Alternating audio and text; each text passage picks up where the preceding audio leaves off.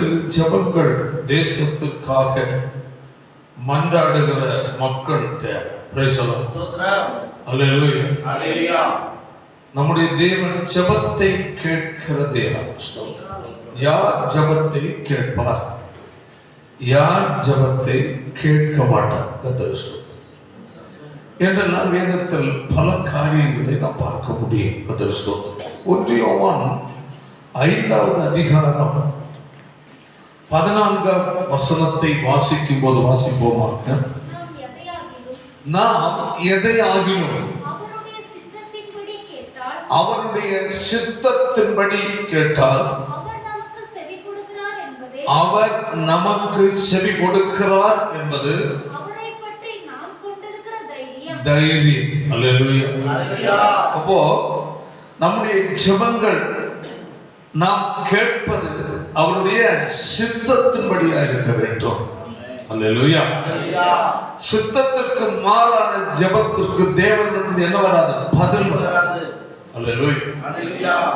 கேட்கிறதெல்லாம் ஆண்டவர் செய்யறான்னு நினைக்கிறவர்கள் உண்டு. எல்லாவற்றுக்கும் பிறருக்கு ஏதாவது தீங்கு செய்ய ஜெபம் பண்ணுவாங்க, பிறகு கஷ்டப்படுறதுக்கு ஜெபம் பண்ணுவாங்க, நமக்கு எதிராக ஏதாவது பேசிட்டா ஏதாவது நடந்து கொண்டால் அவர்களுக்கு எதிராக ஜெபிக்கிறது. இவைகள் ஒன்றும் தேவன் என்ன செய்ய மாட்டார், கேட்க மாட்டார். அல்லேலூயா. ஜெபத்தில் ஜெபிக்கிற மக்களுக்கு ஒரு தெளிவு இருக்கு. அல்லேலூயா. அவர்கள் வேதம் சொல்கிற மத்தேயுல இருதயத்தில் சுத்தம் உள்ளவர்கள் என்னது? பாக்கியவான்கள், அவர்கள் தேவனை தரிசிப்பார்கள். உள்ளான இருதயம் நாம் ஜெபிக்கும் போது தேவனோடு சந்திப்பதற்கு ஒரே ஒரு வழி, நம்முடைய இருதயம் எப்படி இருக்கணும்? சுத்தமாக இருக்க வேண்டும். அல்லேலூயா. இருதயத்தில் ஒன்றை வைத்து நாம் ஜெபிப்போம் என்றால் அந்த ஜெபத்துக்கு தேவனிடத்தில் நினைச்ச பதில் வராது. அல்லேலூயா. பாருங்க, சங்கீதத்தில் அதனுடைய 66வது சங்கீதம் 18ஆம் வசனத்தை வாசிக்கும் போது வாசிப்போமாக, என் இருதயத்தில் அக்கிரம சிந்தை கொண்டிருந்தேனால் ஆண்டவனுக்கு என்ன செய்ய மாட்டார்? செவி கொடுக்க மாட்டார். ஆமென். அல்லேலூயா. ஆமென். பாருங்க, நாம் பொதுவா பாவம் என்றால் மொத்தமா எல்லாவற்றையும் சேர்த்து ஒரு பாவம் என்று போட்டிருப்போம். அது 3 பிரிவு உண்டு. அல்லேலூயா. அக்கிரமம், மீறுதல், பாவம். நான் உங்களுக்கு பேசுறேன். அல்லேலூயா. அப்ப இங்க என்ன சொல்லப்பட்டிருக்கு? இருதயத்தில் என்ன சிந்தை? அக்கிரம சிந்தை. என்ன சிந்தை? அக்கிரம சிந்தை கொண்டிருந்தால் ஆண்டவர் என்ன செய்ய மாட்டார்? தேவன் நம்ம ஜெபத்தை கேட்க வேண்டும் என்றால் நம்முடைய இருதயம் எப்படி இருக்கணும்? சுத்தமாய் பரிசுத்த சிந்தையா இருக்க வேண்டும். அல்லேலூயா. அவர் சங்கீதத்தில் 17வது சங்கீதம், அது நமக்கு புரிகிற அளவில் இருக்கிற வாசிங்கள் 1 முதல். நியாயம் அங்கு ஜெபிக்கிறான் ஒரு சங்கீதக்காரன், தேவனிடத்தில் மன்றாடுகிறான், ஆண்டவரே என்னதை கேட்டிருக்கணும்? நியாயம். அவனுக்கு தெரியும் தேவன் அநீதிக்குரிய தெய்வம் அல்ல. அல்லேலூயா. அவர் எதற்குரிய தேவன்? நீதி நியாயத்துக்குரிய தேவன். அல்லேலூயா. அதான் விஷயம்.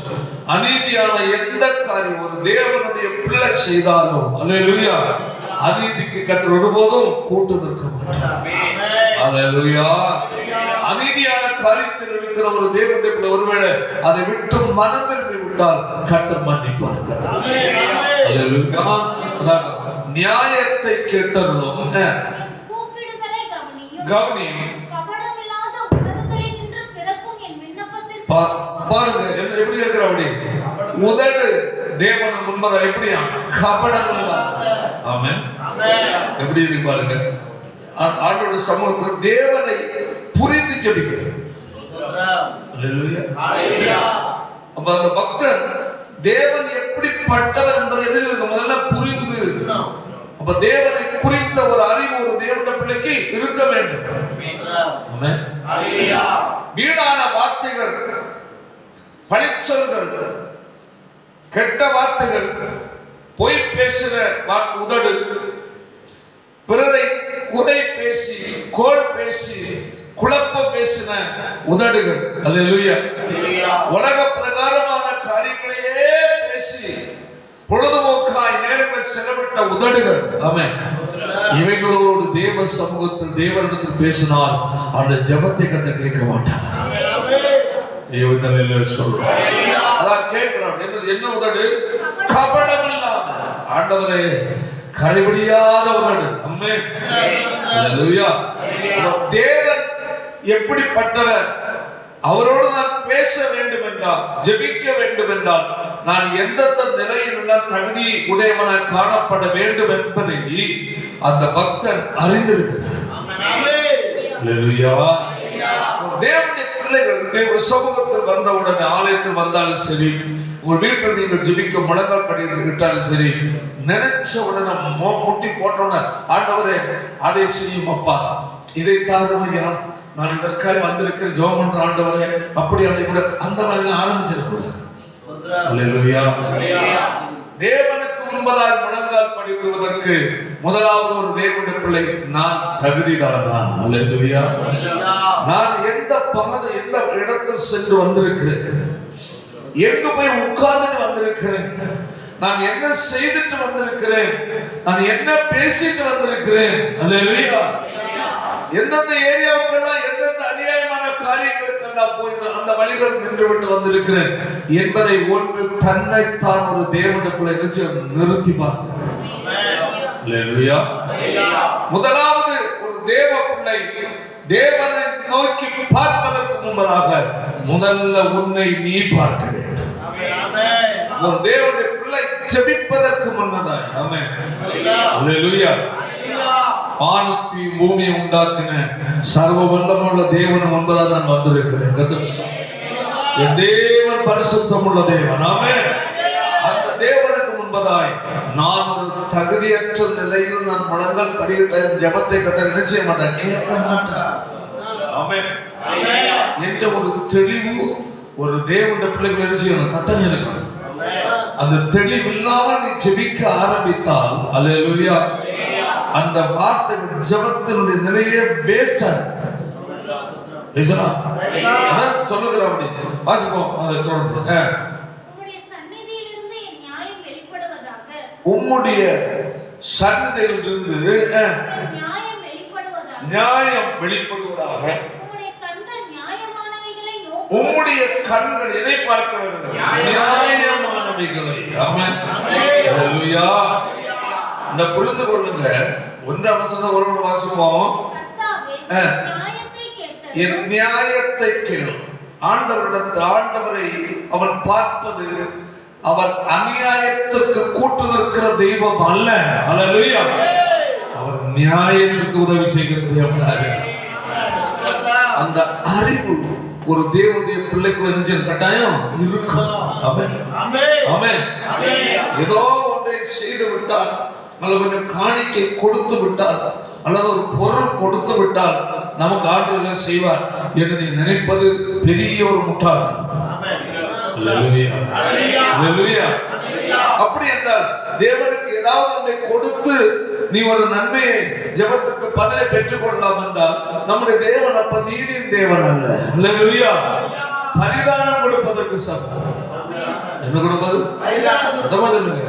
பரிதானம். ஒரு பெரிய ஒரு அமௌண்ட், ஆண்டவரே நம்ம தாகமாக வாழ்றோம், இப்படி எல்லாம் வாழ்ந்து அநியாயமாட்டு வாழ்ந்துச்சு, ஆண்டவரே நான் 1 லட்சம் ரூபாய் காணிக்க கொடுக்குற ஆண்டவரே என்ன அந்த காரியத்தை என்ன செய்ய முடிச்சுட்டாங்க. அப்படியா? 1 லட்சம், சரி கொடு, நான் செஞ்சிடறேன். செய்வாரா? இது யாரு? மற்ற அஞ்ஞானிகளுடைய முறை. அஞ்ஞானிகளுடைய வழிபாட்டு முறையில் நீதி நேர்மை பார்ப்பதில்லை. எதை செய்தாலும் கொண்டு என்ன செய்ய கொட்டுனா போதும். அதான் விஷயம். அல்லேலூயா. நம்முடைய தேவன் அநியாயத்திற்கு ஒருபோதும் கூட்டு நிற்கிறவர் அல்ல. ஆமென். தேவன் ஜெபத்தை கேட்க வேண்டும் என்றார். அல்லேலூயா. சங்கீதங்களில் ஆண்டவரின் நியாயத்தை கேட்டருளும். ஆமென். அப்போ அவன் புரிந்து கொண்டான். என்னுடைய தேவன், நான் இதற்கு முன் நான் எப்படியோ வாழ்ந்தேன், நான் சேவிக்கிற தேவன். ஹல்லேலூயா. அவர் நியாயம் செய்கிற தேவனாக இருக்கிறார். தேவனுடைய பிள்ளைகள் அப்ப அநியாயமான நிலையில் உள்ள குணங்களோ செயல்களோ சுபாவங்களோ நம்மிடத்தில் இருக்கும் என்றால் முதலாவது நம்மை தேவன் ஆயத்தப்படுத்த வேண்டும். தன் பிள்ளைகளை உணர்கிறவன் யார்? தன்னிடத்தில் இருக்கிற குறையை முதலாவது நீ புரிந்து கொள்ள வேண்டும். இப்படிப்பட்ட குணமுடையவன தேவன் உங்களை கடந்து போய் கொண்டிருக்கிறது. நான் கர்த்தரை சேவிக்கிறவன் தான், கர்த்தரை ஆராதிக்கிறவன் தான். ஆனா எனக்குள் இப்படிப்பட்ட குணங்கள், செயல்கள், தேவையற்ற வேதத்துக்கு புறம்பான அருவருப்புகள் எனக்குள் இருக்கிறது. இந்த நிலையில் நான் தேவ சமூகத்தில் போய் முறையிடுவேன் என்றால் என் தேவன் ஒருபோதும் எனக்கு பதில் கொடுக்க மாட்டார். ஹல்லேலூயா. என் தேவன் அசுத்தத்தின் தேவன் அல்ல, அவர் பரிசுத்தத்தின் தேவன். உங்களை அழைத்தவர் பரிசுத்தராக இருக்கிறபடியினால் நீங்களும் அவருக்கு ஏற்ற பரிசுத்தமுடையவனாக நடந்து கொள்ளுங்கள். சுத்திகரிக்காமல் தேவ சமூகத்தை விண்ணப்பம் பண்ணாதே. உன்னை ஆயத்தப்படுத்தாமல் ஜெபத்தை ஆரம்பிக்காதே. ஆமென். அருவருப்பான உதடுகளோடு வேதம் சொல்லுகிறது பாருங்கள். அல்லேலூயா. கையை தலையிலே சொல்லுவோம். முதல்ல வாசித்தோம், அவருடைய சித்தத்தின்படி. எப்படி? நீங்கள் பரிசுத்தமாக இருக்க வேண்டும் என்று தேவனுடைய சித்தம். ஆமென். அவருடைய சித்தத்தின்படி நான் ஜெபிக்கிற ஜெபம் என்று ஆரம்பித்தால், அவருடைய சித்தம் என்றாலே நீ எப்படி வாழ்ந்து ஜெபி? பரிசுத்தமா வாழ்ந்து ஜெபி. ஆமென். முதல் சித்தமே அதுதான். அல்லேலூயா. பரிசுத்தமாக இருக்க வேண்டும் என்பது தேவனுடைய சித்தம். முதல் அந்த சித்தத்தை நீ நிறைவேற்று. அல்லேலூயா. உன் இருக்கிற அசுத்தங்கள் போக உன்னை கழுவி சுத்திகரிக்க உன்னை நீ ஒப்புக்கொடு. ஆமென். கைகளை தலையில சொல்லுவோம். ஹல்லேலூயா. அவரை நீ சொல்லுகிற பாருங்க, சங்கீதம் 16:8 வாசிப்போமாக. அவன் சொல்லுகிற கர்த்தரை எப்பொழுதும் எனக்கு முன்பாக வைத்திருக்கிறேன். அடுத்தது, என் வலது பாரிசத்தில் இருக்கிறபடியினால் எவ்வளவு ஒரு தெளிவான நிலையில் அவன் நின்று கொண்டிருக்கிறான். கைகளை தலையில 16ஆம் அதிகாரம் 17ஆம் அதிகாரத்துல பார்த்த சங்கீதத்துல பார்த்தாச்சுன்னா அழகா தான் இருக்கு. அவன் அல்லேலூயா. அவன் கண்ணு முன்னே யாரை நடத்திட்டு இருக்கிறான்? அவனுடைய மனஸ் கண்களுக்கு முன்பது. அவன் சிந்தனைக்கு முன்பதாக. அவன் கையை தலையில சொல்லுவோம். அவன் பார்த்தா கூட என் தேவனுக்கு பிரியமானதான பார்வை நான் பார்க்க வேண்டும் என்ற ஒரு சிந்தையோடு பார்க்கிறான். ஆமென். கர்த்தரை எப்பொழுது எனக்கு முன்பாக. ஆமென், ஆமென், ஆமென். அப்படி என்றால் அவனுடைய சிந்தனைக்கு முன். ஆமென். அவனுடைய நினைவுகளில் முன்ன இருக்கிறவர் பரலோக தேவனாய் கர்த்தர் என்று அர்த்தம். எனக்கு உதவி செய்கிற தேவனாய் அவரின் மலர் பரிசுத்தத்தில் இருக்கிறார். ஆமென். கர்த்தர் முன்பாக உண்மையாய் வாழ்கிற தேவனுடைய பிள்ளைகளுடைய வலது பாரிசத்தில் தேவனாயே கர்த்தர் நின்று கொண்டு எதற்காய்? உனக்காய் அற்புதம் செய்வதற்காக. எதற்காய்? உனக்காய் யுத்தம் செய்வதற்காக. எதற்காய்? உனக்கு ஒரு ஜெயத்தை கட்டளையிடுவதற்காக.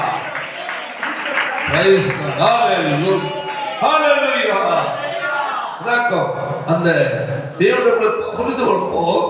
அவருடைய மன இருதயத்தின் சிந்தனையில் முன், மன எண்ணங்களுக்கு முதல்ல முன் நிற்கிறவர் யாரா?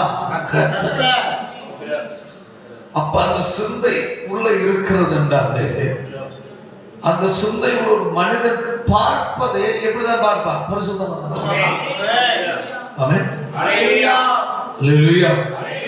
அந்த கர்த்தருக்கு முன்பாக அந்த சிந்தனை மண்டலத்தின் முன் யோசனையின் முன் ஆமென் இருதயத்தில் நிறைவாக முன் நிற்பவர் அந்த நிலையில் உள்ள ஒரு மனுஷன் பார்ப்பதும் பரிசுத்தமா இருக்கும், சிந்திப்பதும் பரிசுத்தமா இருக்கும், அவன் பேசுவதும் பரிசுத்தமா இருக்கும், அவன் செய்வதும் நியாயமா இருக்கும். எவ்வளவு பயங்கர காரியம்! செய்வதும் பேசுவதும் நடந்து கொள்வதும் எல்லாம் எப்படி நியாயமா? ஏன்? அவனுக்கு தேவனை தெரியாம 17ஆம் சங்கீதத்துல சொல்லுவான் நியாயத்தை. என்னது நியாயம்? கேட்கணும் கேட்கணும் 16 அடுத்து 17. அப்ப அவன் அவ்வளவு தூரம் தேவன் முன்பதை தன்னை எப்படி பாதுகாக்கிறான்? உண்மையா கிறிஸ்தவ வாழ்க்கை நம்ம சரியா என்ன செய்யணும்? பாதுகாப்பு. கர்த்தர் வெறுக்கிற, கர்த்தர் துக்கப்படுகிற, கர்த்தர் வேதனைப்படுகிற எந்த ஒரு செயலும் சுபாவமும் சிந்தையும் நம்முடைய வாழ்க்கையில் கடந்து வராதபடி நமக்கு எச்சரிக்கையா இருக்கணும். எந்த எண்ணங்கள் ஒழுங்கினம் வந்தாலும் எது இதா இருந்தாலும் உடனே ஆண்டு கதை ஆண்டவர் பரிசுத்தப்படுத்தும். ஏனென்றால் நம்மோடு தேவன் இருக்க வேண்டும். வேதம் சொல்லுகிறது பாவிகள் மத்தியில் அவர் வாசம் பண்ண சொல்லவில்லை, பரிசுத்தவர்கள் நடுவில் அவர் வாசம்.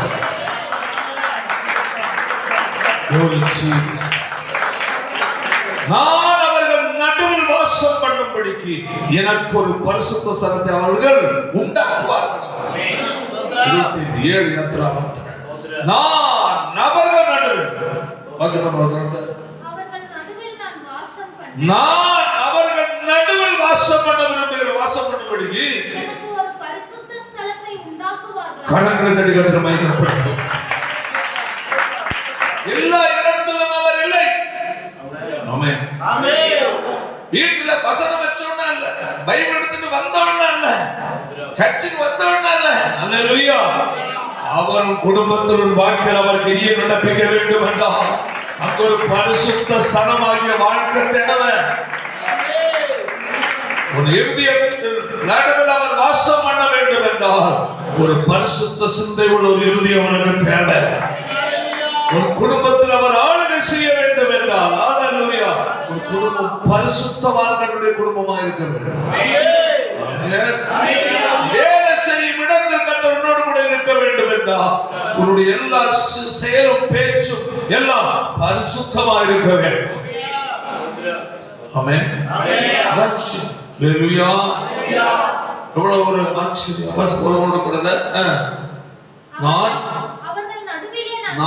அவர்கள் நடுவில் நினைச்சு விரும்புகிறேன், வாசம் பண்ண விரும்புகிறேன். உன் வாழ்க்கை நடுவில் உன்னுடைய சகல விதமான வாழ்க்கையினுடைய எதிர்காலங்கள் தற்காலங்கள் எல்லாவற்றின் நடுவில் ஒருவர் வாசமாக இருக்க விரும்புகிறார்.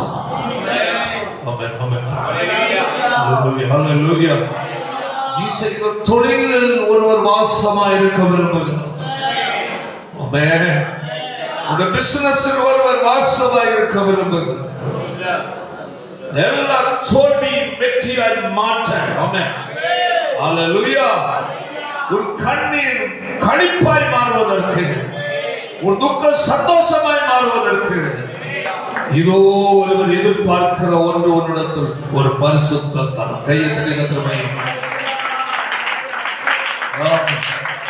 ஆமென் ஹல்லேலூயா ஹல்லேலூயா. அதை நீ வேதம் என்ன சொல்றது? நான் ஆயத்தப்படுத்த அவர் சொல்லல, நான் அவர்களை மத்தியில் என்ன செய்ய போறேன்? வாசம் பண்ண விரும்புறேன். ஆனா எனக்கு என்ன தேவை? சத்தமா பரிசுத்தமான வாழ்க்கை. ஆமென். 2 கொரிந்தியர் 6வது அதிகாரம் 14 வாசி.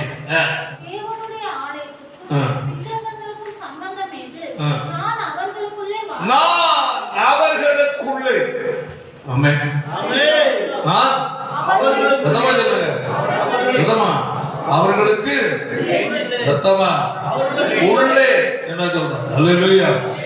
ஓரமானு சொல்லல, கையை வைத்து அல்லேலூயா சொல்றோம். அவர்களுக்கு உள்ளே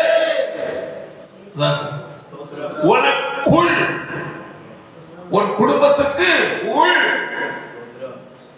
உன் பிள்ளைகளுடைய இதயத்துக்கு உள், அவருடைய வாழ்க்கைக்குள். ஆமென் ஆமென். அவர் தன் வழியை சீர்படுத்த வேண்டும். ஆமென். அவர் அவருடைய இருதயங்களை பரிசுத்தமாய் காத்துக்கொள்ள வேண்டும். ஆமென். வேதம் என்ன சொல்லுதோ அதுதான் உன் வாழ்க்கையாய் மாறட்டும். ஹல்லேலூயா. கைகளை தட்டி சத்தமாய் சொல்லுங்க. ஹல்லேலூயா. அதான் சொல்லப்பட்டது. வாசிப்போம். நான் அவர்களுக்குள்ளே வாசம் பண்ணி அவர்களுக்குள்ளே உலாவி அவர்கள் தேவனாயிருப்பேன். கைகளை தட்டி சொல்லுவோம். ஹல்லேலூயா. நான் அவர்களுக்குள்ளே என்ன செய்றேன்? வாசம் பண்ணுறேன். அவர்களுக்குள்ளே உலாவி. அடுத்தது, அவர்கள் நான் தேவனாக இருப்பேன். ஹல்லேலூயா. என் ஜனங்களாய் இருப்பார்கள். கைகளை உயர்த்தி பேசுவோம். 14 வாசிப்போம். அந்நிய நுகம் உனக்கு வேண்டாம். உலகத்தின்படி வாழ்கிற மனுஷன் பாவம் செய்து, அக்கிரமம் செய்து, அநியாயம் செய்து, அருவருப்பை நடப்பிக்கிற மனிதரோடு உனக்கு என்ன வேண்டாம்? ஐக்கியம் வேண்டாம். அந்நிய நுகம். தேவன் வெறுக்கிற மனிதர்கள், வெறுக்கிற சுபாவம் நிறைந்த மனிதர்கள், வெறுக்கிற பாவம் செய்கிற மனிதர்கள், ஆமென், வெறுக்கிற ஒரு மனநிலை உள்ள மனிதர்களோடு ஆமென் தேவனுடைய என்ன செய்யாத? ஐக்கியம் வைக்காத.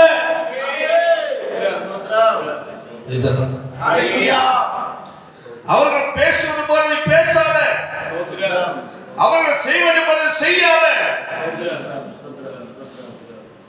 அவன் அநியாயமாக சம்பாதிக்கிறான், அநியாயமாக நடந்து கொள்கிறான், அவன் இடத்துக்கு ஏற்றபடி நிறம் மாறுறான், குணம் மாத்துறான், நடைமுறைகளை மாற்றுகிறான் என்றாலே அப்படிப்பட்டவன் ஐக்கியம் வைக்காத.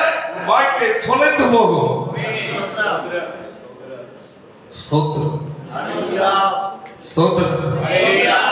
உன்னை மற்ற எல்லா ஜனங்கள் ஆமென் அவருக்கு என்று கர்த்தர் உன்னை பிரித்து எடுத்திருக்கிறார். அதை செய்கிறாங்க, இதை செய்கிறாங்க, அப்படி கைவிடி பரவாயில்ல, நம்மளும் கொஞ்சம் அனுசரித்து போலாம். அது ஆண்டோடத்துல கிடையாது.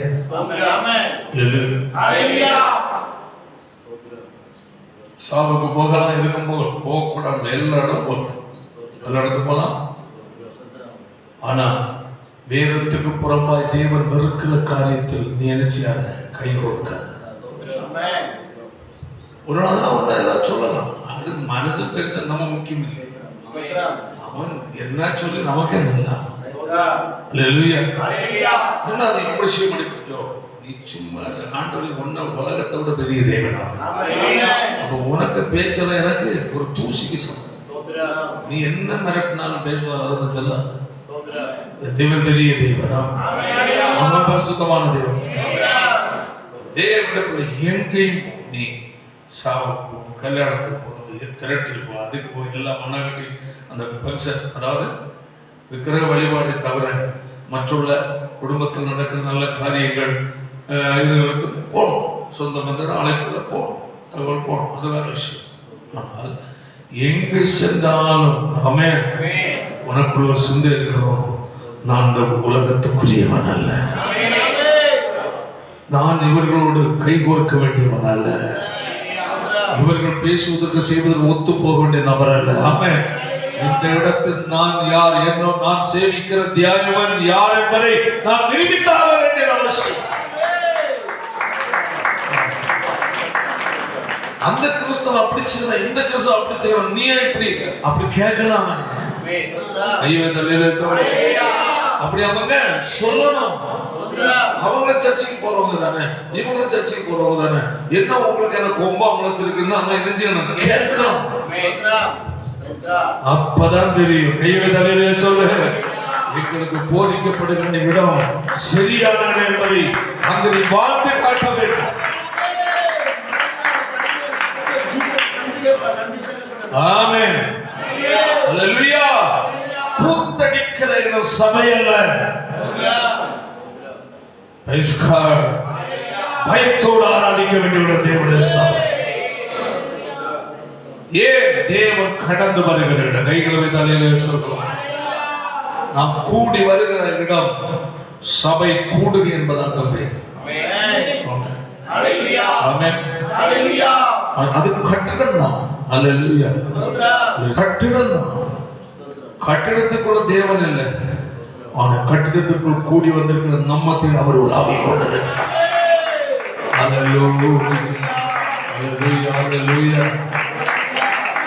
ஏன் பரிசுத்தவான்களுடைய சபை, தேவனை ஆராதிக்கிற ஜனங்கள் வந்திருக்கிற இடம். அல்லேலூயா. ஆமென்.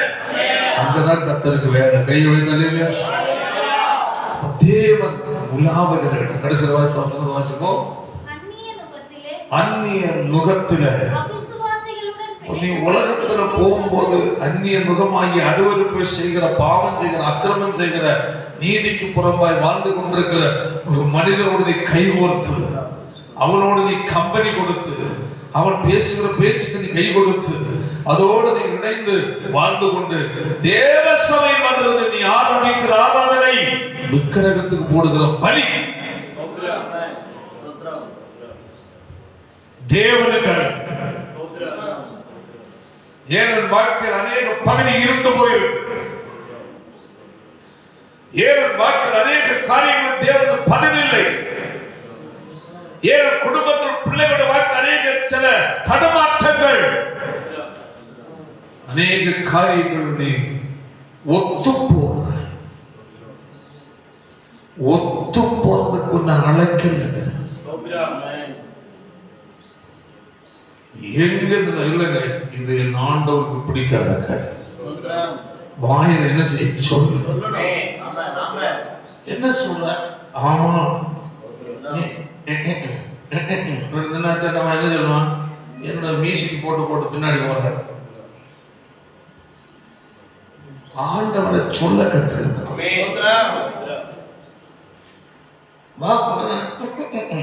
அப்படி எல்லாம் சொல்றது, அதுக்கு அவங்க தேவன் ரட்சித்தாரு. சொல்லு, இது என் தேவனுக்கு பிடிக்காத செய்ய மாட்டேன். முடிஞ்சு போச்சா? அதுக்கப்புறம் வருவானா? வரமாட்டாங்க. நீ சொல்ல உன்னை துரத்திட்டே வருவான். இல்லைங்க, இது என் தேவனுக்கு பிடிக்காத, அவர் வெறுக்கிற காரியம். அவனும் அது எங்களுக்கு பிரச்சனை இல்லை. எங்களுக்கு நாங்கள் கற்றுக்கொண்டது அப்படித்தான். எங்க தேவன் தேவையற்றதோடு நீ என்ன செய்ய? பிணைந்து வாழ என்று சொல்லவில்லை. அவர்களுக்கு ஒத்து வாழ என்று சொல்லவில்லை. எந்த இடத்துல போனால் கையை சொல்லுவோம், என் தேவன் யார் என்பதை நீ நிரூபித்து காட்ட வேண்டியது. எல்லா இடத்தையும் கர்த்தரை நிரூபித்து காட்ட வேண்டும். யார் அழைக்கிற தேவன் யார் என்பதை நிரூபிக்கணும். ஆமென். அறிக்கை பண்ணு, தேவனுடைய பரிசுத்தத்தை அறிக்கை பண்ணு, அவர் நீதியின் தேவன் அறிக்கை பண்ணு. ஆமென். அவர் அநீதி பிரியப்படுகிற தேவன் அல்ல என்பதை அறிக்கை பண்ணு. அவர் அருவருப்பின் தேவன் அல்ல என்பதை அறிக்கை பண்ணு. தேவனுடைய பிள்ளை அதை புரிந்து கொள்ள வேண்டும். ஆமென். அவனுடைய 17ஆம் சங்கீதத்தில் வருவோம். கீழே 2ஆம் வசனம். உம்முடைய சந்நிதியிலிருந்து நியாயம் வெளிப்படணும். எனக்கு எங்க இருந்து பதில் வரணும்? எங்க இருந்து? சந்ததி எங்க இருக்கு? முழுமையான சந்ததி பரலோகம், தேவனுடைய சிங்காசனம். ஆமென். அங்கிருந்து என்னது பதில்? தேவனிடத்திலிருந்து பதில். ஆமென். அல்லேலூயா. உம்முடைய சன்னதியிலிருந்து என்னுடைய நியாயம் வெளிப்படணும். எவ்வளவு தெளிவா இருக்கிறோம். ஆமென். தேவனுடைய சந்நிதியிலிருந்து என்னுடைய நியாயம் வெளிப்படணும். எந்த பிரச்சனை குடும்பத்திலும் சரி, ஊர்லயும் சரி, வேலை செய்கிற இடத்துலயும் சரி, எங்கே இருந்தாலும் சரி, அல்லேலூயா, நீ நேர்மையாய் இருந்து உனக்கு எதிராய் அநீதியும் அக்கிரமம் செய்கிறார்கள் என்றால் நீ தெய்வ சமூக குணங்கள் படியிடும் போது, ஆமென், அல்லேலூயா, நீ சொல்லு, ஆண்டவரே என் நீதி தேவன் ஆண்டவர், எனக்கு உம்முடைய சந்நிதியில் எனக்கு என்ன வேணும்? என்னுடைய நியாயம். தேவனிடத்தில் ஒரு தேவனுடைய பிள்ளை அறிக்கை திருத்தமாய் பேச கற்றுக்கொள்ள வேண்டும். ஜெபமாகிய சொல் விண்ணப்பம் ஆரம்பிப்பதற்கு முன் உன்னை நீ முதல்ல நினைச்சு ஆயத்தப்படுத்த. அதான் சொல்றேன், இருதயத்தில் அக்கிரம சிந்தை கொண்டிருந்தேனால் ஆண்டவர் நிச்சய மாட்டார். சுத்தமா சொல்லுங்க, செவி கொடுக்க மாட்டார். அடுத்தது யாக்கோபு 1:6 வாசிக்கும் போது சந்தேகம் தேவனிடத்தில் ஜெபிக்கிற உனக்கு கிடைக்குமா கிடைக்காதா என்று என்ன செய்யக்கூடாது? சந்தேகப்படக்கூடாது. இருதயம் நிறைந்த என்ன வேணும்? விசுவாசம். நான் கேட்பது மனிதனிடத்தில் அல்ல, விசுவாசத்தோடு கேட்க கடவன். சந்தேகப்படுகிறவன் காற்றினால் அடிபட்டு ஒப்பாயிருக்கிறான், நிரந்தரம் இல்லை. அல்லேலூயா. கழுவி கழுவி கிடக்கான். அடுத்தது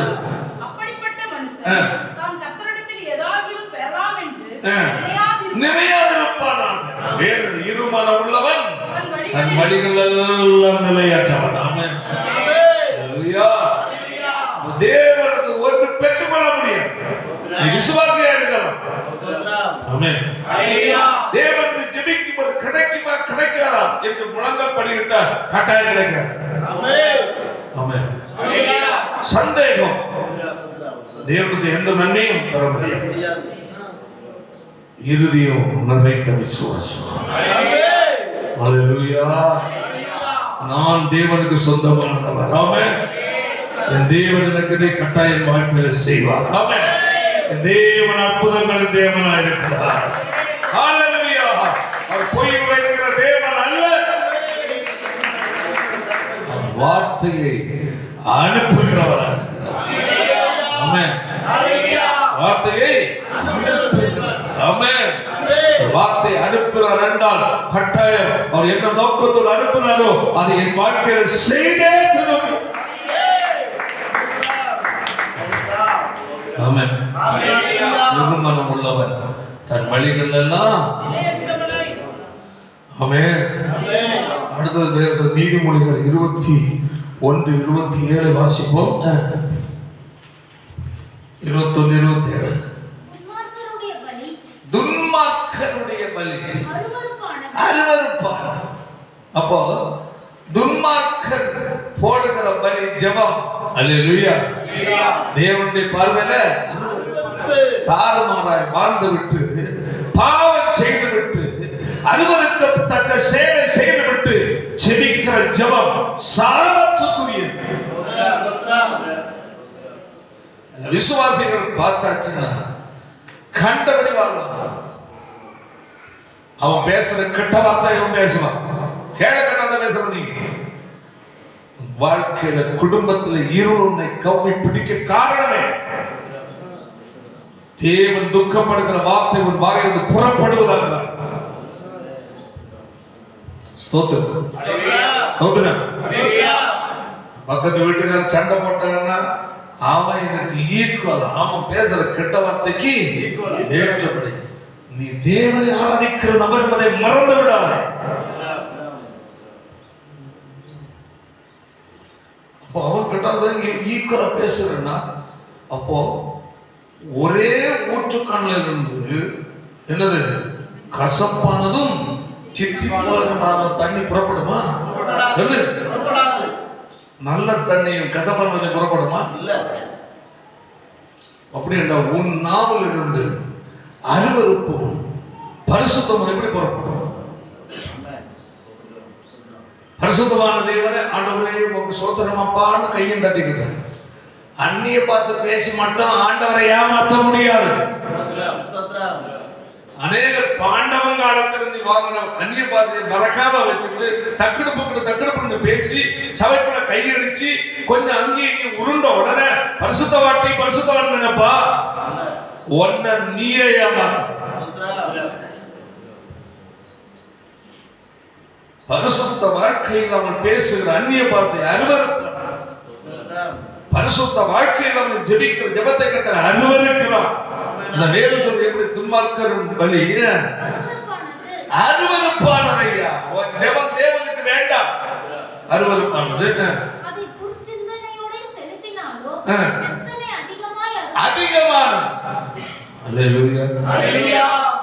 அதிகமாய் அருவருப்பு. எவ்வளவு கர்த்தர் வேதனை சொல்லுவாங்க. 28:9 படிங்க பார்க்கலாம். நல்ல கவனிங்க. அடுத்தது வேதத்தை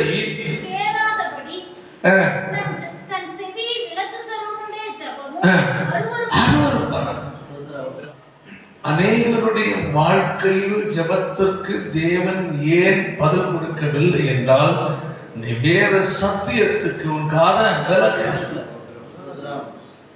கொஞ்சம் இருதயத்துல குத்திடுச்சுனாலே உனக்கு ஒண்ணு என்ன வந்துடுது? கர்வம். ரொம்ப ஆபத்தாக தெய்வ மக்கள் கர்த்தருடைய வசனங்களை எதிராக சிந்திக்க கூடாது. பேசுறது அப்புறமா முதல்ல உள்ள உண்டாது, அப்புறம் தான் வாயில வரும். ஆபத்து ஆபத்து.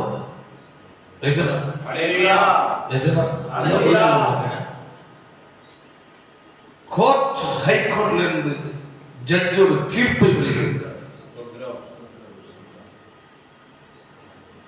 அதை அதன்படி செய்யணும். அதன்படி செய்யவில்லை என்றால் அது என்ன மாறுகிறது? குற்றம். கோர்ட் ஒரு தீர்ப்பு கோர்ட்டில் வருகிறது என்றால் அந்த கோர்ட்டை அங்கீகரித்து அதற்கு ஏற்றபடி செயல்படுகிறவன் தான் சரி. அதை எதிர்த்து முடியாது என்று சொல்லுகிறார் என்றாலே கோர்ட் என்ன செய்வது? அவமதிப்பு. அப்ப அவமதிப்பு வழக்கென்று ஒன்று போட்டால் அவன் கோர்ட்டுக்கு அலைஞ்சுதான் ஆகணும்.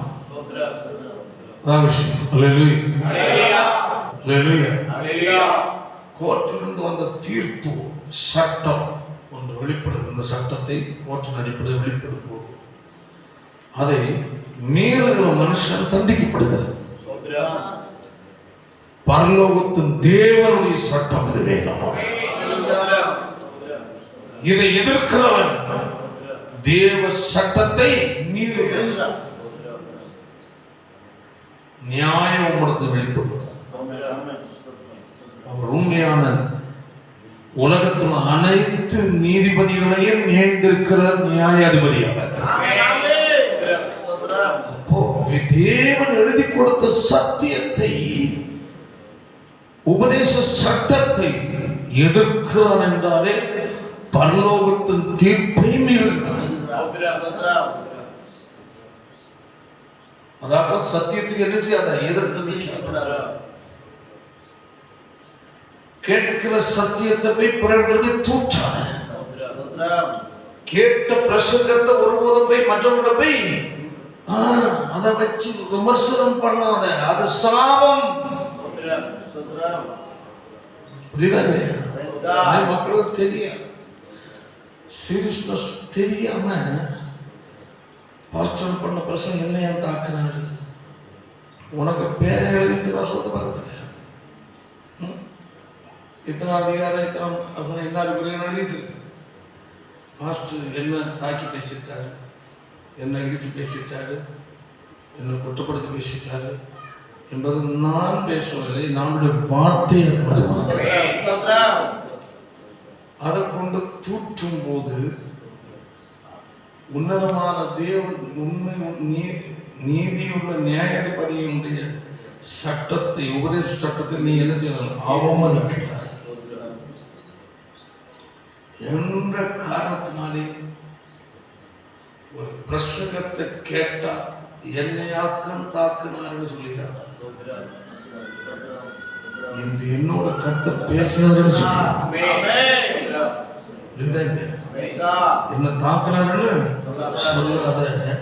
என்னோட கர்த்தர் பேசினார், என் குற்றத்தை சுட்டி காட்டு. அதெல்லாம் தேவன் ஏற்றுக்கொள்வார். என்ன தாக்கி பேசிட்டார், என்ன குத்தி பேசிட்டார் என்று சொல்றாங்க. தேவனுடைய சட்டத்தை நீ என்ன செய்ய? அவமதிக்க.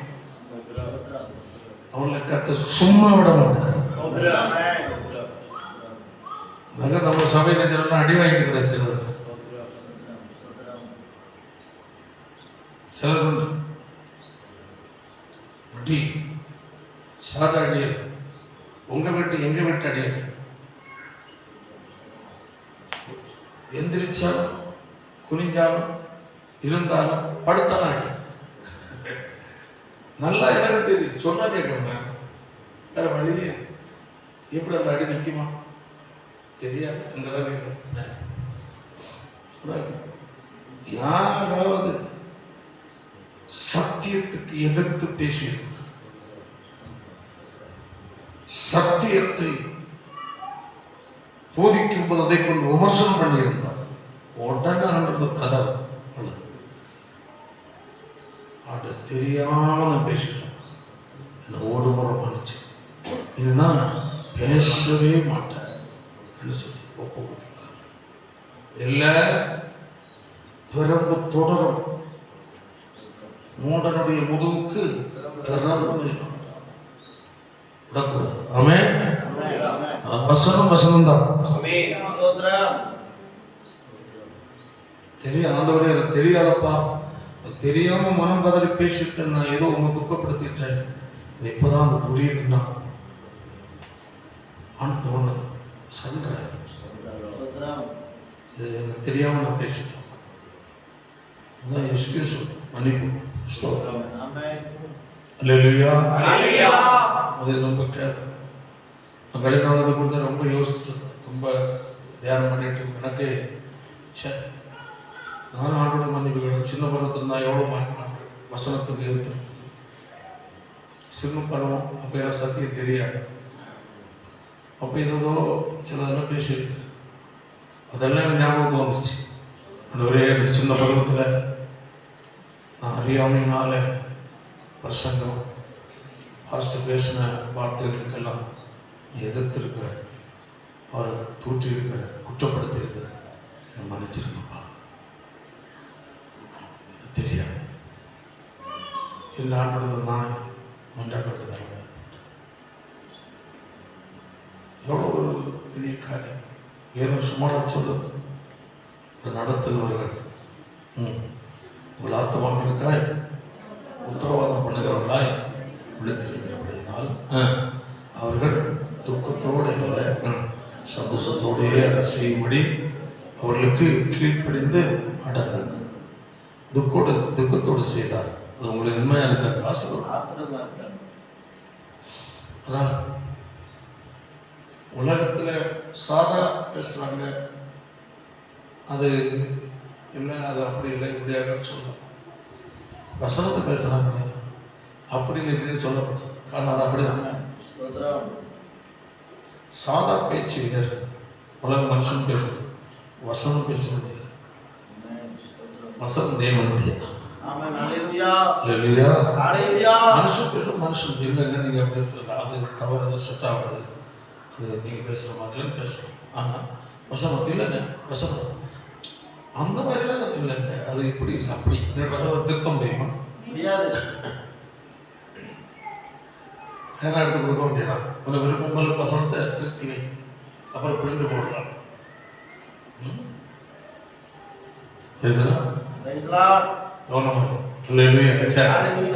வேதத்தை கேளாதபடி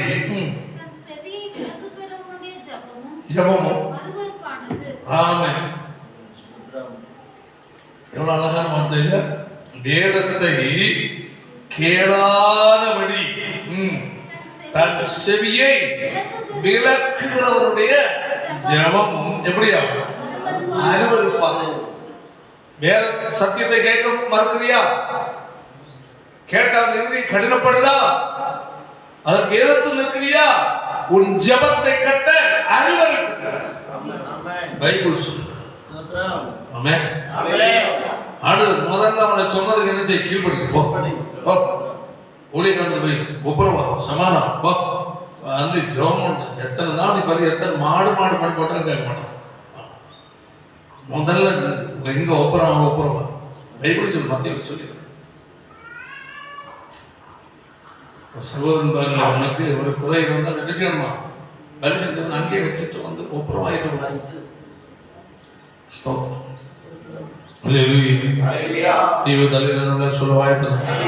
சத்தமா தேவ பிள்ளைகள். ஆமென். நீதிமொழிகள் அந்த 21:13 ஏழையின் கூக்குரலுக்கு தன் செவியை அடைத்துக் கொள்ளுகிறவன் தானும் சத்தமிட்டு கூப்பிடும் போது கேட்கப்பட மாட்டான். ஏழையின் கூக்குரல். ஆமென் ஆமென்.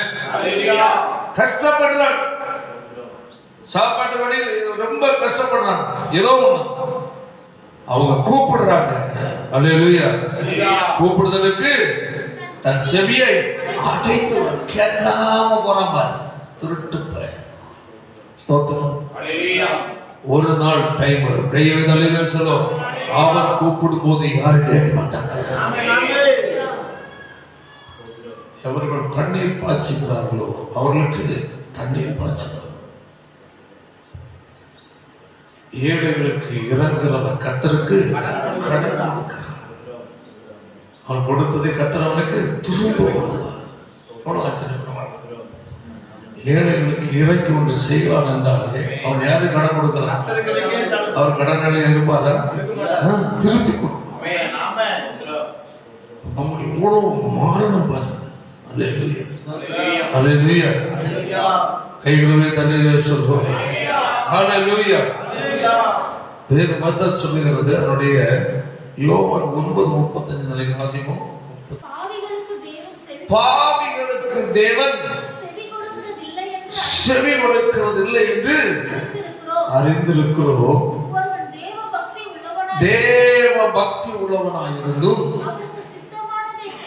செய்தால் செவி கொடுப்பார். ஹல்லேலூயா. தெய்வத்திலே சத்தப்படு. ஹல்லேலூயா. பாவிகளுக்கு தேவன் செவி கொடுப்பது இல்லை. ஆமென் ஆமென் ஆமென். ஹல்லேலூயா. பாருங்க, நான் நேரம் சொன்னேன், சங்கீதம் 16:8 கர்த்தரை நிறுத்தி இருக்கிறேன், இருக்கிறபடியால் அசைக்கப்படுவது ஒரு தைரியமும் விசுவாசமான ஒரு வார்த்தை. அல்லேலூயா. அதே தாவீதுடைய வாழ்க்கையில ஒரு பெரிய ஒரு வீழ்ச்சி வந்தது பாருங்க. அதனுடைய சங்கீதம் 51 கடந்து வருவோம். 3 வசனத்தை வாசிப்போம். அறிந்திருக்கிறேன், என் பாவம் எப்போது எனக்கு முன்பாக இருக்கிறது.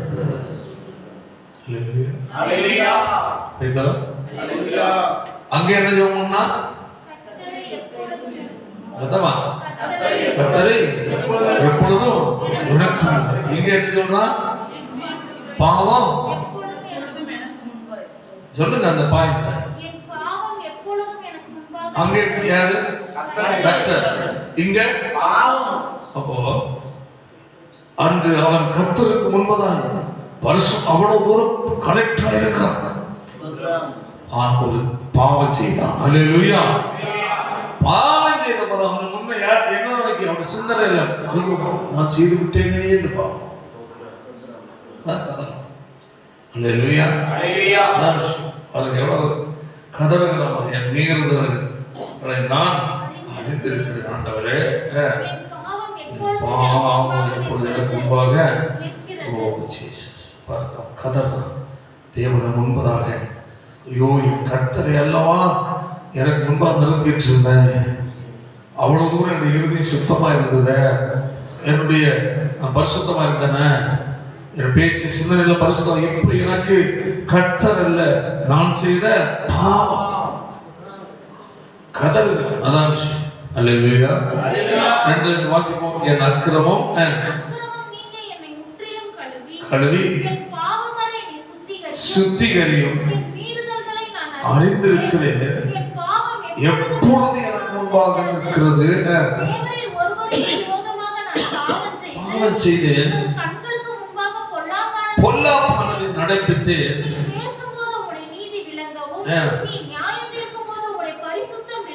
இதை அறிக்கையிடுகிறேன். இதோ நான் துர்க்குணத்தில் உருவானேன், பாவத்தில் கற்பம் தரித்தால் உள்ளத்தில் உண்மையாய் இருக்க விரும்புகிறேன். அந்த கரணத்தில் ஞானத்தை எனக்கு தெரியப்படுத்துவேன். தேவனிடத்தில் போயிருந்து புலம்பு. வாழ்க்கை பாவத்தில் விழுந்த போது அவன் அதை மறைக்க முடியவில்லை.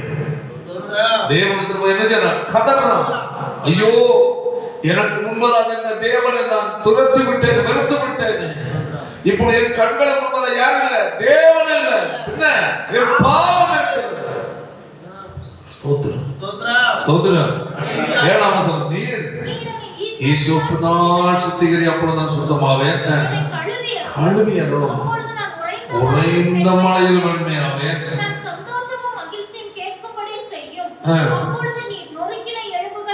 கழிவுறும், என் பாவங்களை பாராதபடிக்கு மறைத்து நீக்கி அருளும்.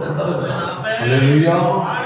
ஆண்டவரே, எனக்கு முன்னால் என் சிந்தனைக்கு முன்னால் நீ குற்றவாளி, குற்றவாளி, குற்றவாளி, நீ பாவி, பாவி என்று என்னோட மனசாட்சி என்ன செய்ய குத்திட்டு இருக்கு.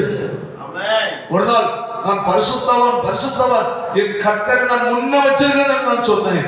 இப்ப அதே நிலையில முன்ன பாவம் பண்ணிட்டு இருக்க. ஆண்டவரே, என்னை குற்றவாளி என்று உணர்த்துகிற நிலை எனது மன்னியும் என்று கருதுகிறார். மனசாட்சியே உன்னை குற்றவாளியாய் தீர்க்கும் என்றார். எவ்வளவு 1 யோவான் 2ஆம் அதிகாரம் நினைக்கிறேன்.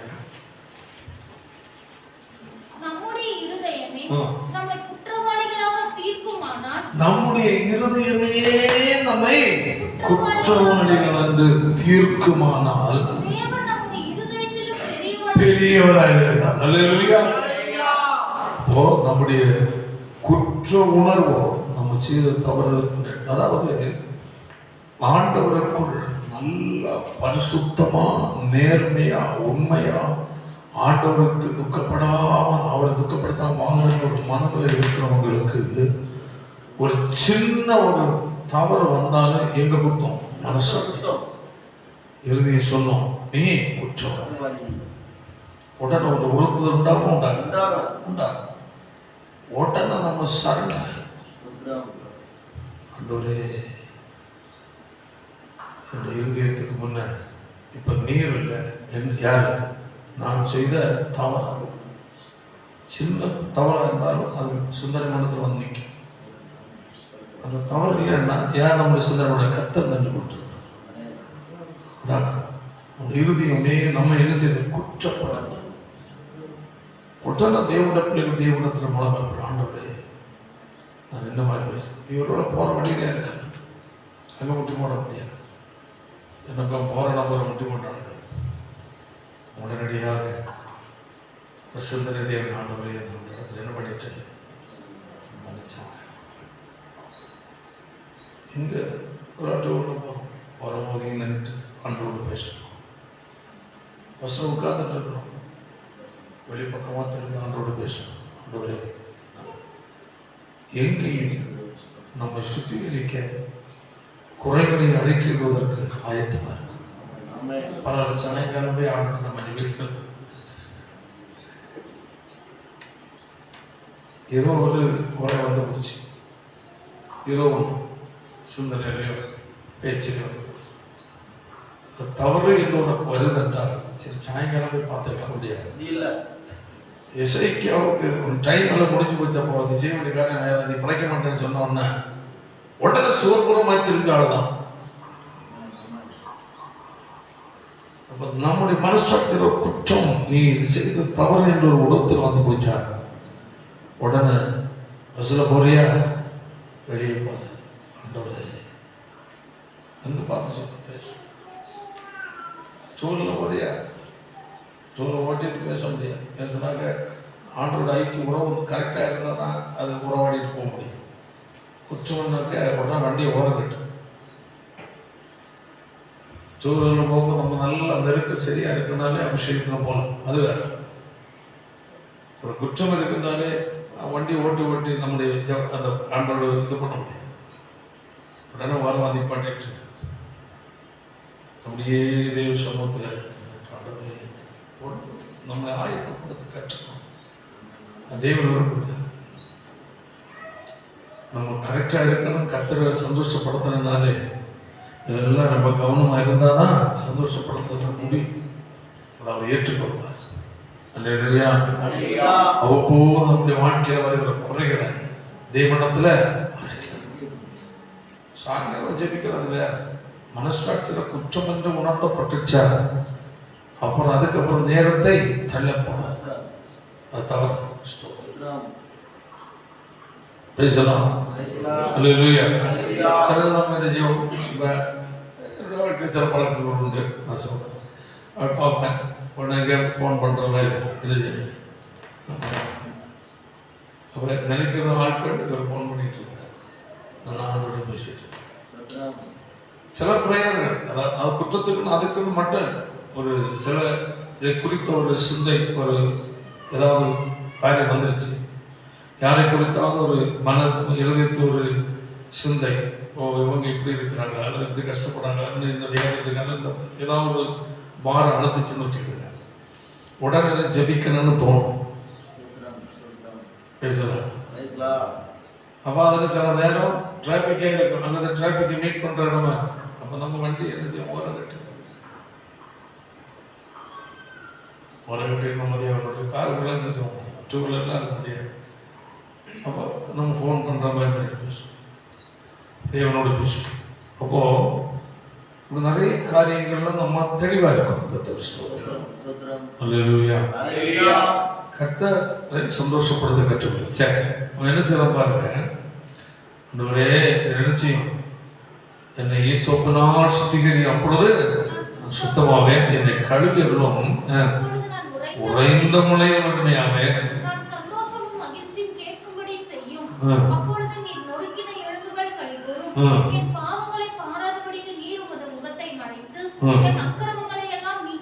அடுத்த வசனம், சுத்த இருதயத்தை என்னிலே சிருஷ்டியும். பாத்தீங்களா, அப்போ எப்பொழுது கர்த்தரை எனக்கு முன்பதை எப்பொழுதும் என்ன செய்கிறேன் வைத்திருக்கிறேன் என்ற நிலையில் என்ன வந்து போச்சு, பாவம் வந்து நிற்குது. சொல்ற ஆண்டவரே, நான் இனி உண்மையின் முன்னு நிறுத்தணும். இல்லையா, அதுக்கு எது தடையா இருக்கு, பாவம் தடையா இருக்கு. அப்பா எனக்கு என்ன செய்யும், பாவம் என்ற கடவுள் சுத்த இருதயத்தை சிருஷ்டியும். வசனத்தை சுத்த இருதயம், அதாவது இந்த சங்கீத பகுதிகள் எல்லாம் ஜெபிக்கும்போ சில நேரம் நம்முடைய வாழ்க்கையில அதை படிச்சுட்டே ஜெபிக்கணும், அதை படிச்சுட்டே ஜெபிக்கணும். அது சங்கீதங்கள் அதுக்கு கொடுக்கப்பட்டு படிக்கிறேன்னா அந்த இடத்துல நீ ஒன்ன வைக்கணும், அந்த படிச்சுட்டே ஜெபிக்கணும். அப்ப நம்ம உண்மையாகவே கண் கலங்கும், உள்ள வியாகுலப்படும். நமக்காக தான் வைக்கப்பட்டிருக்கு கிறிஸ்துவம், யாரோ ஒருவர் செய்ததுக்கு அல்ல, என்றும் நம்மை சுட்டி காட்டி சொல்கிறேன் சுட்டி காட்டி. அல்லேலூயா. இவனை சுத்த இருதயத்தை என்ன சிருஷ்டியும் நிலைவரமான என் உள்ளத்தில் என்ன செய்ய புதுப்பியும். ஒரு சமூகத்தை விட்டு என்ன செய்ய தள்ளாமலும் கதறான். அல்லேலூயா. ஒரு சமூகத்தை விட்டு என்னை தள்ளாமலும் பரிசுத்த ஆவியை இடத்திலிருந்து எடுத்துக் கொள்ளாமல் இருக்கும். அடுத்தது, ரட்சகத்தின் சந்தோஷத்தை திரும்ப எனக்கு தந்து உற்சாகத்தின் பாருங்க, பாவம் செய்ததிலே எல்லாத்தையும் என்ன இழந்துட்டேன். ஆமென். பாவத்தில் விழுந்த பழைய பாட்டு காலம் அப்பவுமே அவன் மனசாட்சியில் உறுத்துட்டு இருப்பாரு. இன்னும் புதிய பாடங்கள் நம்ம அந்த மாதிரி பாவங்கள் போக மாட்டோம். ஏன், நமக்குள்ள பரிசுத்த ஆவியானவர் இருக்கிறார். சத்தியம் நான் கேட்கிறோம். அன்று வேதங்கள் எல்லாம் அன்றைக்கெல்லாம் முறையானபடி இல்லை. தொடக்க காலங்கள் எல்லாம் பைபிள் வந்து எல்லாரும் கையிலும் இல்லை, சர்ச்சில் தான் இருக்கும். சர்ச்சில் போதிக்கிறவங்கள்ட்ட மட்டும்தான் என்ன இருக்கு, பைபிள். அல்லேலூயா. வந்து பிரிண்டிங் பிரஸ் வரல, அப்போ போதிக்கிற பாஸ்டர்ஸ் எல்லாம் பைபிள் இருக்கு. நம்ம எல்லாரும் கேட்க போய் உட்கார்ந்துட்டோம். அவங்க பேசுறத என்ன செய்வோம், நம்ம கேட்போம். பிறகுதான் எல்லாருக்கும் பைபிள் வந்தது. அன்னைக்கெல்லாம் பைபிள்னாலே ரொம்ப அது எப்படியோ பார்ப்பாங்க. எனக்கு பைபிள்னாலே எப்படியோ அவ்வளவு பாருங்க. கொரியா தேசம் கொரியா சைனாவில் பைபிள் அங்கெல்லாம் யாரும் படிக்க முடியாது. ஸ்டார்ட் இப்போ அங்கே எழுத்து உண்டாயிட்டு இருக்கு. ஆனால் அண்டர் கிரவுண்ட்லாம் ஆராதனை பைபிளுக்காக ஏங்குவாங்க. பைபிள் கொடுத்தாலும் ஓடி போய் எடுத்து அப்படியே முத்தம் கொடுத்து மார்பலை சேர்த்துச்சு அழுவாங்க. ஐயோ கிடைச்சு போச்சே, கிடைக்காது. நமக்கு பைபிள்னாலே அதெல்லாம் அப்புறம் பார்க்கலாம். வேதம் சொல்லுது, வேதத்தை நேசிக்கிறவங்க மிகுந்த சமாதானம் உண்டு. வேதத்தை நேசிக்கிறவனுக்கு மிகுந்த சமாதானம் உண்டு. அதற்குள்ளே இதில் கவனமா இருக்கணும். அல்லேலூயா, அல்லேலூயா. ஒரே ஒரு சமூகத்தை விட்டு என்னை தள்ளாமலும் உமது பரிசுத்தாவி என்னிடத்திலிருந்து எடுத்து கொள்ளாமல் இருக்கும். அடுத்தது ஒரு ரட்சணியத்தின் சந்தோஷத்தை திரும்ப எனக்கு தந்து உற்சாகமான ஆவி என்னை தாங்கும்படி செய்யும். தேவனுடைய பிள்ளைகள் தேவனை முன்னதாக நம்ம நிறுத்தணும். ஆமென். அல்லேலூயா. தேவ வசனத்தை வாசித்து முடிப்போம். 2 நாளாகும். 7:14 வாசிப்போமாக. என் நாமம் தரிக்கப்பட்ட என் ஜனங்கள் தங்களை தாழ்த்தி ஜெபம் பண்ணி என் முகத்தை தேடி பொல்லாத வழிகளை விட்டு திரும்பினால் அப்பொழுது பரலோகத்தில் இருக்கிற நான் கேட்டு அவர் பாவத்தை மன்னித்து அவர் தேசத்திற்கு சேமத்தை கொடுப்பேன். அல்லேலூயா, அல்லேலூயா. நம்முடைய வாழ்க்கையில் கர்த்தர் ஒரு மேன்மை, ஒரு சேமத்தை கர்த்தர் கட்டளையிட வேண்டும் என்றால் ஆமென். முதலாவது என்ன செய்யணும், நம்மை தாழ்த்தணும். 2வது ஜெபம் பண்ணணும். அவருடைய முகத்தை நாம் தேடணும். அல்லேலூயா. பொல்லாத வழிகளை விட்டு திரும்பணும். அப்பொழுது பரலோகத்தில் இருக்கிற நான் என்ன செய்ய கேட்பேன், அவருடைய பாவத்தை மன்னித்து அவர் தேசத்திற்கு எல்லாவற்றுக்கும் நம்ம தேவ சமூகத்தில் தாழ்த்தி கடந்து செல்வது மிக முக்கியம். பரலோகத்தில் தேவன் மகா பரிசுத்தமான தேவன். அல்லேலூயா, அல்லேலூயா.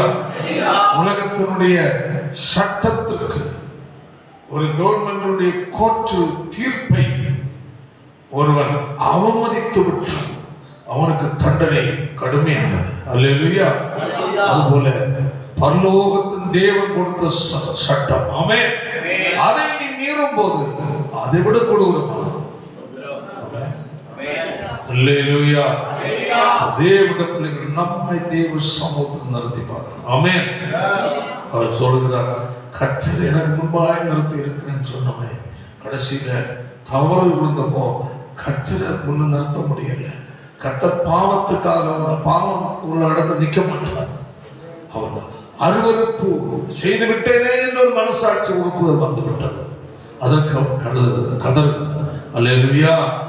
சுத்த இருதயத்தை என்னிலே சிருஷ்டி தெய்வ சமூகத்தில் தன்னை ஒப்பு கொடுக்கிறார். அல்லேலூயா, ஹல்லேலூயா. இருமனம் உள்ளவன் தன் வழிகள் எல்லாம் அடுத்த அக்கிரமத்தை கொண்டு வந்தானா கர்த்தர் எனக்கு சத்தமா சொல்லு செவி கூட நம்முடைய இருதயத்தை தேவன் முன்பதாக ஒப்பு கூட முழங்க படிப்போம். எங்கள் பரிசுத்தமுள்ள நல்ல பிதாவே, கர்த்தாவே, ஆசீர்வதிக்கப்பட்ட நல்ல நாளுக்கு அதை செலுத்துகிறோம். கேட்ட வசனம் முன்பதாக எங்களை முற்றிலுமாய் தாழ்த்தி ஒப்பு கொடுக்கிறோம் ஆண்டவரே. ஆமென், ஹல்லேலூயா. இருதயத்தில் அக்கிரம சிந்தை கொண்டிருந்தேன், ஆனால் கர்த்தர் எனக்கு செவி கொடார் என்று சொல்லி சங்கீதக்காரன் தேவனிடத்தில் முறையிடுகிறார் ஆண்டவரே.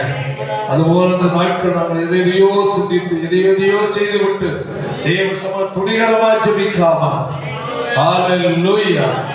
பிள்ளைகளை உணர்கிறவன் யார் என்று சொல்லப்பட்டிருக்கிறது. எங்கள் வாழ்க்கையை ஒன்று சோதித்து பார்த்து தேவன் விரும்புகிற நிலையில் நாங்கள் வாழ எங்களை ஒப்புக்கொடு ஜெபிக்க கர்த்தர் கிருபை தர வேண்டும் என்று ஜெபிக்கிறோம். ஆமென். ஹalleluya. ஒவ்வொரு பொறுப்படுப்பீராக ஒரு வாழ்க்கையில் தேவனுடைய கிரியை வெளிப்படும்படியாக ஜெபிக்கிறேன் ஆண்டவரே. பரிசுத்த ஆவியானவருடைய ஆளுகை ஒவ்வொரு மேலும் வெளிப்படட்டும் அப்பா. தேவன் விரும்புகிற ஒரு வாழ்க்கை சங்கீதக்காரன் சொன்னது போல கர்த்தரை எப்பொழுது எனக்கு முன்பதாக வைத்தீர்கள் சொன்னது போல கர்த்தரையே முன்னதாக வைத்து வாழும்படியாக கர்த்தர் ஒவ்வொருவருக்கும் கிருபை தர வேண்டும் என்று ஜெபிக்கிறோம். அந்த ஆசீர்வாதத்தை இயேசுவின் மூலம் ஜெபிக்கிறோம் பிதாவே.